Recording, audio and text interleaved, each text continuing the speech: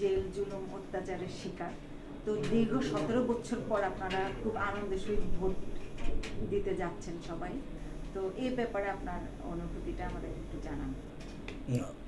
ধরেন 17 বছর তো গণতন্ত্রের জন্য সংগ্রাম করেছে এই জাতি। বাংলাদেশ জাতীয়তাবাদী দল তার নেতৃত্ব দিয়েছে। বাংলাদেশ জাতীয়তাবাদী দল জনগণের ক্ষমতায়ন, গণতন্ত্র, গ্রহণযোগ্য নির্বাচনের জন্য 17 বছর ধরে এই যে জনগণের যে অধিকার সেটা প্রতিষ্ঠার জন্য রাজনীতি করেছে, সংগ্রাম করেছে, নিধন হয়েছে, আনঅথরাইজড কিলিংয়ের শিকার হয়েছে, গুম হয়েছে, শুধুমাত্র কিসের জন্য? গণতন্ত্র প্রতিষ্ঠা করবার জন্য। সেটার শুভ সূচনা সমাপ্তির পথে। সূচনা আরও 1.5 বছর আগে হয়েছে, 5ই আগস্টের পর। এখন সেটা চূড়ান্ত অর্জনে পরিণত হচ্ছে একটা গ্রহণযোগ্য নির্বাচনের মাধ্যমে। বাংলাদেশের সবচেয়ে জনপ্রিয় রাজনৈতিক দল, সর্ববৃহৎ রাজনৈতিক দল বিএনপি, তার প্রার্থী হিসেবে আমি এখানে প্রতিদ্বন্দ্বিতা করছি। আন্দোলন সংগ্রামে ছিলাম। জনগণ এখন তার প্রতিনিধি বেছে নিতে চায় এবং তার সরকারও বেছে নিতে চায়। তো সেখান থেকে আমার কাছে মনে হচ্ছে যে রাষ্ট্র ব্যবস্থাপনার জন্য বিএনপিকে তারা বেছে নেওয়ার জন্য অপেক্ষা করছে, অংশগ্রহণ করছে কর্মসূচিতে এবং আগামী নির্বাচনে। আর এই এলাকার জনগণের প্রতিনিধিত্ব করবার জন্য, বিশেষ করে ঢাকা 10 আসনের জনগণ, তারা, যেহেতু আমি দীর্ঘদিন ধরে এখানে রাজনীতি করেছি, 33 বছর, যে কোনো পরিস্থিতিতে তাদের সাথে ছিলাম, তারা আমাকে পেয়েছে, তাদের সাথে একটা আত্মিক এবং নিবিড় সম্পর্ক আমার। অতএব ঢাকা 10 আসনের মানুষ, জনগণ বা ভোটার যারা আছে, তারা আমাকে নির্বাচিত করবার জন্য দায়িত্ব নিয়ে নিচ্ছেন, তাদের মতো করে প্রচার করছেন, গণসংযোগ করছেন, স্বতঃস্ফূর্তভাবে অংশগ্রহণ করছেন এবং আগামীতে করতে চাইছেন।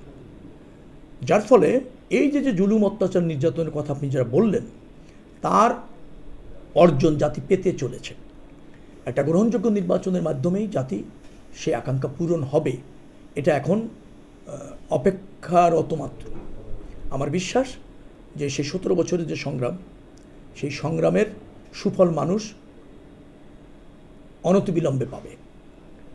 12ই ফেব্রুয়ারি একটা গ্রহণযোগ্য নির্বাচন হবে। ক্রিয়াশীল সব রাজনৈতিক দল অংশগ্রহণ করছে। নির্বাচন কমিশন, অন্তর্বর্তীকালীন সরকার একটা ভালো নির্বাচন অনুষ্ঠিত করবার জন্য তৎপর আছে, দায়িত্বশীল আছে। রাজনৈতিক দলগুলির সহযোগিতা আছে। প্রার্থীগুলিও যারা আছেন বিভিন্ন দলের অথবা স্বতন্ত্র, তারাও নির্বাচনটাকে সফল করবার জন্য দায়িত্বশীল আছেন।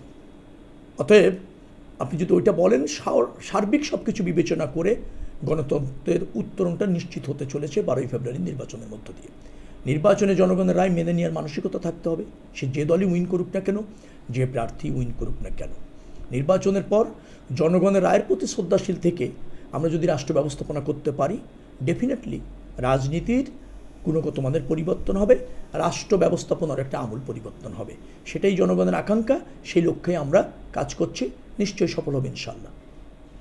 আমরা জানি একদল নির্বাচন বানচাল করার পায়তারা করতেছে, নির্বাচন, এই ব্যাপারে আপনি কিছু?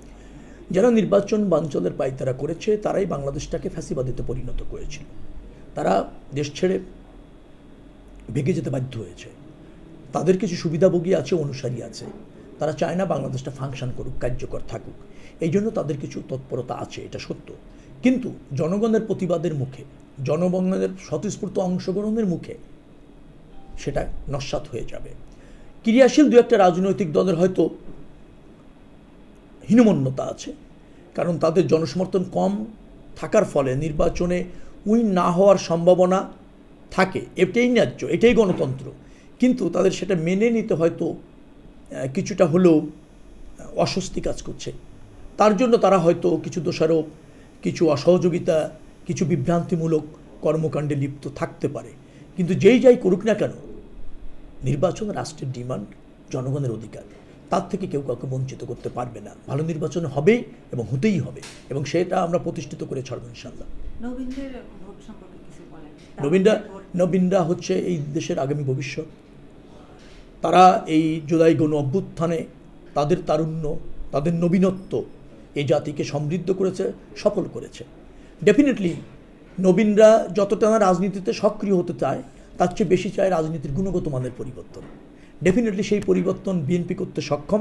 বিএনপি সেভাবে অঙ্গীকার করেছে, এবং জুলাই সনদ বলেন, জুলাই ঘোষণাপত্র বলেন, এবং বাংলাদেশের সাংবিধানিক যে পরিবর্তনগুলি দরকার, একটা জবাবদিহিমূলক সরকার, একটা জনগণের সরকার, একটি কার্যকর পার্লামেন্ট, একটি দায়বদ্ধ নির্বাচিত সরকার, যেগুলি এই যে নবীনদের দাবি সেটা পূরণ হতে চলেছে এবং সেখানে বিএনপি অগ্রণী ভূমিকা রেখেছে। যার ফলে আমি আশা করছি যে নবীনদের আকাঙ্ক্ষা পূরণে বিএনপি হচ্ছে একমাত্র যোগ্য এবং পরীক্ষিত রাজনৈতিক দল। তারা এই নবীনরা বিএনপির পাশেই থাকবে।